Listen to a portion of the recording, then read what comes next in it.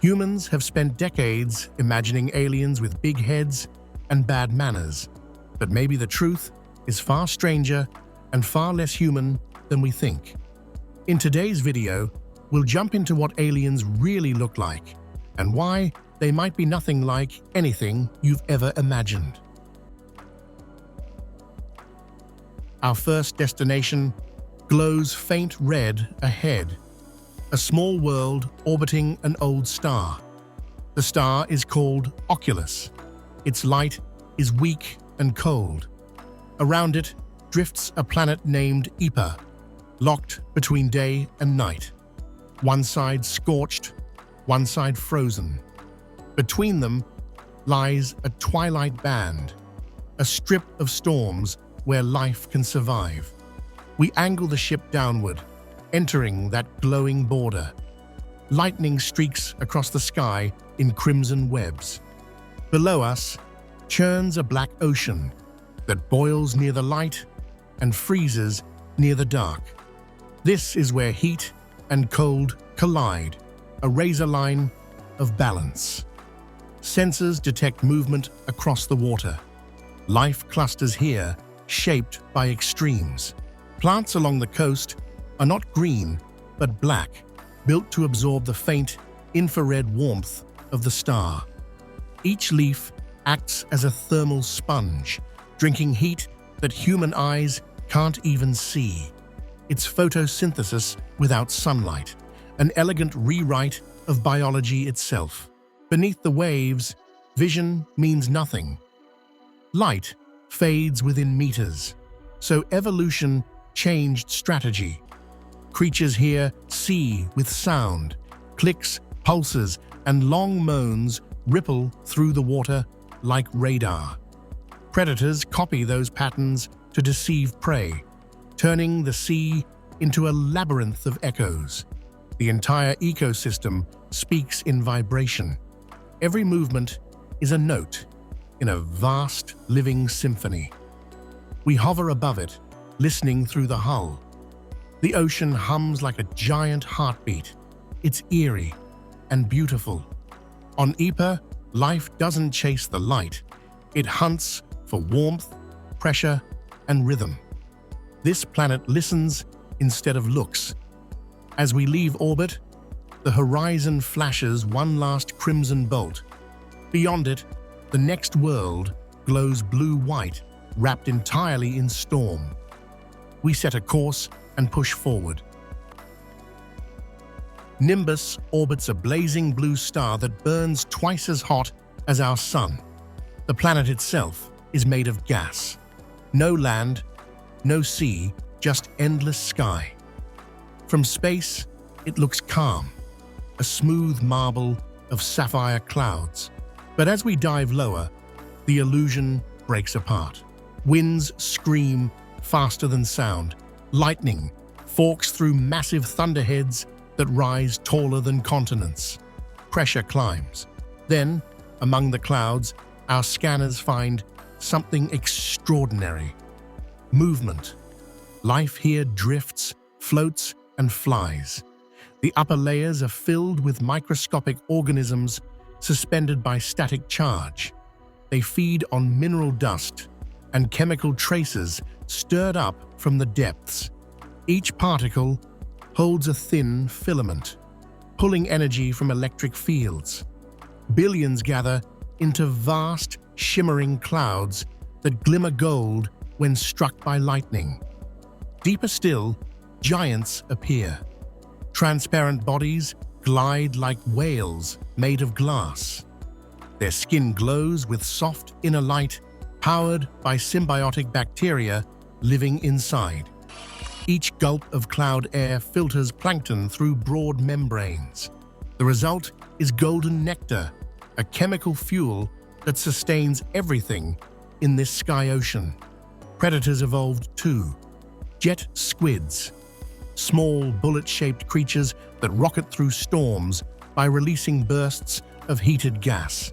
They attack the whales, drink the nectar, and vanish into mist.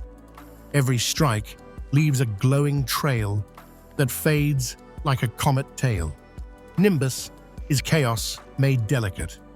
Ecosystems rise and fall entirely in air. Even the waste of one creature becomes the food of another. And yet, Nimbus is temporary. Its blue star burns with reckless speed. In a few 100 million years, it will fade, and this entire ocean of clouds will vanish. But for now, lightning paints the sky in gold and violet. The planet breathes beneath us. Alive, furious, magnificent, we ascend back into silence. Far ahead, our senses detect something colder, quieter, and stranger. Monnier circles a dim brown dwarf called Orsted. It shines faintly, bathing everything in dull red. Gravity here feels light. The surface is brittle and dry. The air shimmers with faint electric arcs dancing near the ground. When dawn comes, the surface fractures open. From the cracks rise metallic stalks, each glinting with iron dust. They rise, sway, and then they float. Magnetism lifts them several meters above the ground. These are skyflowers, plants that repel the planet's magnetic field to stay airborne. Instead of roots, they use magnetic anchors to drift across the landscape. Their dark leaves absorb the weak light that Orsted provides. When day ends, they descend back to the surface and freeze solid until the next sunrise. Moving between them are creatures shaped like silver discs. Skaters ride the same magnetic lines that lift the plants. Inside each shell lives a colony of violet microbes that photosynthesize in faint light. Together, they form a perfect alliance. Motion for warmth, microbes for food. If either stops, both perish. Deeper beneath the ice, our senses catch violent spikes of movement. Ambushes lurk there, tuned to the planet's electric hum. When a skater glides overhead, the ice splits open in a flash of metallic limbs. The prey disappears. The surface seals, and silence returns. Every organism here depends on balance between light, magnetism, and motion. Life survives by constantly moving, constantly adapting. Stillness means death. The auroras ripple as we rise above Monnier's thin horizon. Magnetic lines shimmer like threads of red silk against the void. Ahead waits a darker, heavier world, a planet where gravity itself becomes the main character. Rokar pulls at us long before we enter its atmosphere. The planet is 5 times denser than Earth. Even orbit feels slower, as if space itself bends under the weight. From above, its clouds move thick and sluggish. On the ground, nothing rises high. Mountains crumble before they finish forming. Rivers crawl across valleys like molten glass. The landscape looks crushed, but it is alive. Forests here spread low across the surface. Branches interlock, forming mats of green armor against gravity's pressure. Trunks are wide and dense, filled with compressed fibers stronger than steel. Animals hug the ground too. They move like armored tanks, bodies broad and flat, legs short and solid. Each step is deliberate.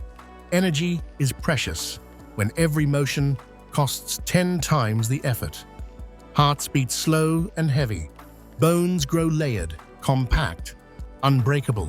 Predators don't chase, they wait. Ambush is survival, not choice. Prey senses vibrations through the ground and plots escape paths like mathematicians. Every move counts. If a human stood here, muscles would fail within minutes. Our lungs couldn't lift air against the weight.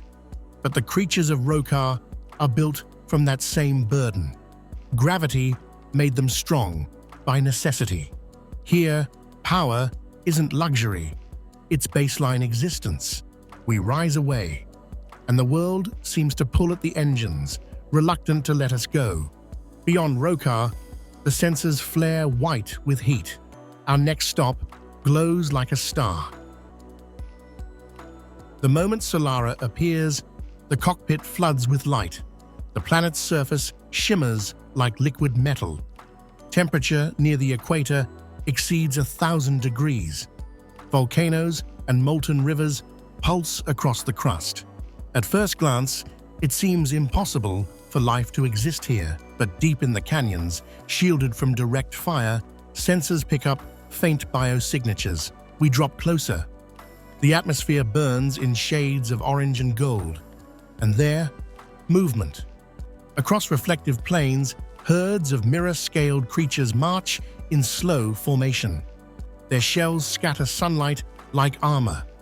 Underneath, complex veins circulate metallic fluids that store and release heat on command. Each step releases bursts of steam from vents along their sides, cooling their bodies instantly. They are walking heat engines, life redesigned for the furnace. Nearby, plants sparkle like fields of glass. Their leaves are silver, layered to reflect light outward and keep cells cool.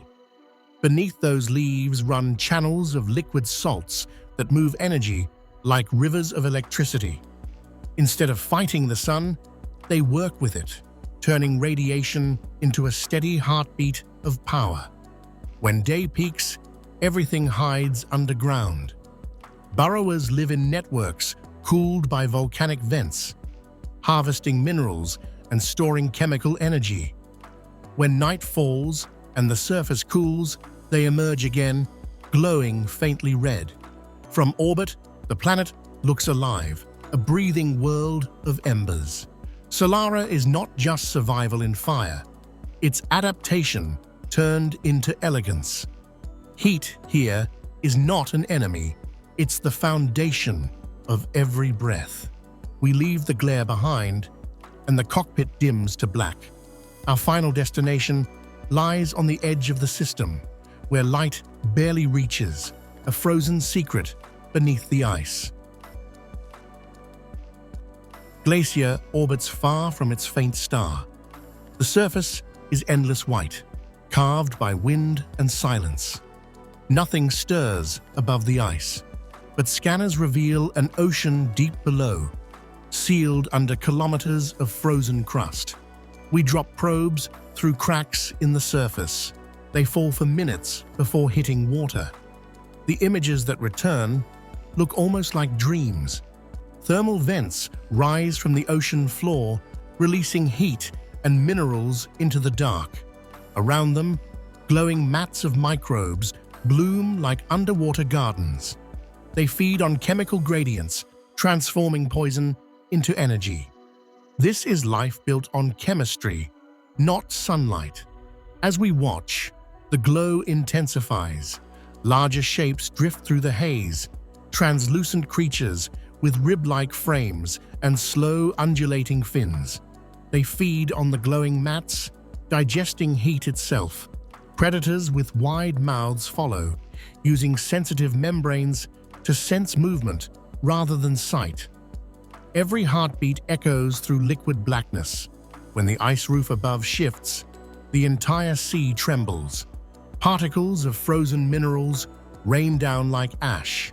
Creatures scatter, then settle again, patient as stone. Time here moves slower than thought. Energy is precious, wasted on nothing. Glacier is proof that even in complete darkness, life can find a way. Wherever there is energy, light, heat, or chemistry, life will reach for it. As the probes return, the ship rises back into the quiet vacuum. The ice world shrinks below, a pale pearl in the distance. Our journey turns homeward, toward the familiar glow of Earth. After visiting those distant worlds, Earth feels like a miracle of balance. Light and dark, gravity and air, heat and cold, all held in perfect tension. Life here doesn't cling to extremes, it thrives between them. Perhaps right now, under another sun, something looks up and wonders what we look like. Maybe it sends out signals, listening to echoes the way Ipa's creatures do. Maybe it drifts through clouds like those of Nimbus. Maybe it waits in silence, dreaming in chemical light. Life doesn't need to resemble us to be beautiful. It just needs energy, time, and curiosity. The universe provides all three. We are part of that same story, matter that learned to notice itself. Every star is a potential home, every world a new experiment. And every discovery reminds us that existence is far stranger and richer than we imagined. So what do aliens really look like? Some may sing through oceans of sound. Some may float through lightning and wind. Some may shimmer like mirrors or glow beneath ice. All of them are answers to the same question. What does it mean to be alive? If any of them are watching, I hope they subscribe before abducting me. But until then, you can do it first. Hit subscribe, stay curious, and I'll see you next orbit.